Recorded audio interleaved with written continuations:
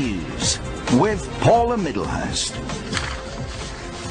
Well, there have been extraordinary scenes in Berlin tonight as thousands of people gathered to hear Barack Obama deliver key foreign policy speech on his current European tour.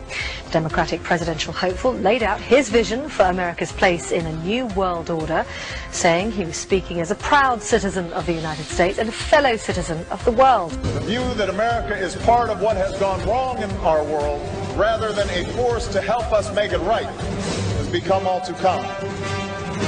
Yes, there have been differences between America and Europe. No doubt there will be differences in the future. But the burdens of global citizenship continue to bind us together. A change of leadership in Washington will not lift this burden. In this new century, Americans and Europeans alike will be required to do more, not less.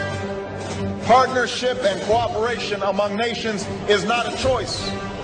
It is the only way, the one way, to protect our common security and advance our common humanity.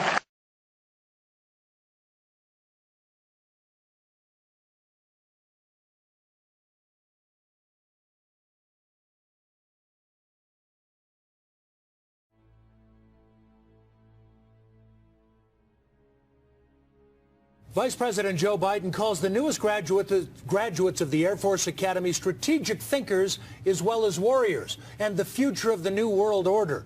It allows us to refocus our intelligence and military assets and resources to other parts of the world where they are needed, where we face new challenges. This is the world you are graduating into. This is what I want to talk about today with you for a few minutes. I believe we, and particularly you, your class, has an incredible window of opportunity to lead in shaping a new world order for the 21st century in a way consistent with American interest and the common interest.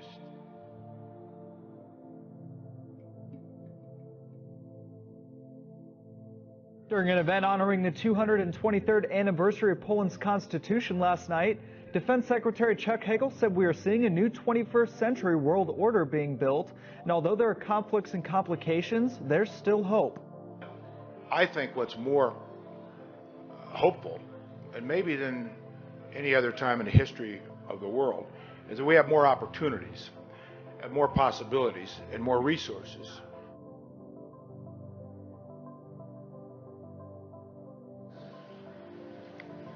We meet here at a moment of testing for Europe and the United States, and for the international order that we have worked for generations to build.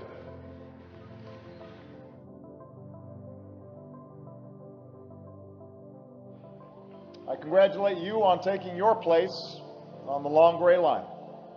But the world is changing with accelerating speed. This presents opportunity, but also new dangers. It will be your generation's task to respond to this new world.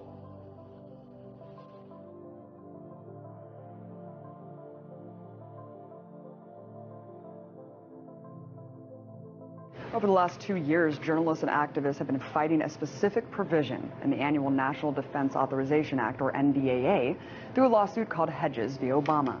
It's called Section 1021B, otherwise known as the Indefinite Detention Clause, which gives the U.S. military the right to indefinitely detain U.S. citizens anywhere in the world, including right here in America. This not only attacks your First Amendment rights, it attacks your Fifth Amendment rights, your Due Process Clause, because this gives not the U.S. government, but the U.S. military the right to detain you and indefinitely with no due process.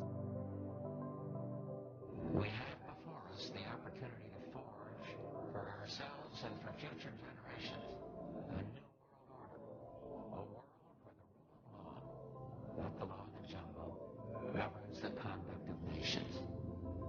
When we are successful, and we will be, we have a real chance at this new world order, an order in which a credible United Nations can use its peacekeeping role to fulfill the promise and vision of the U.S. founding.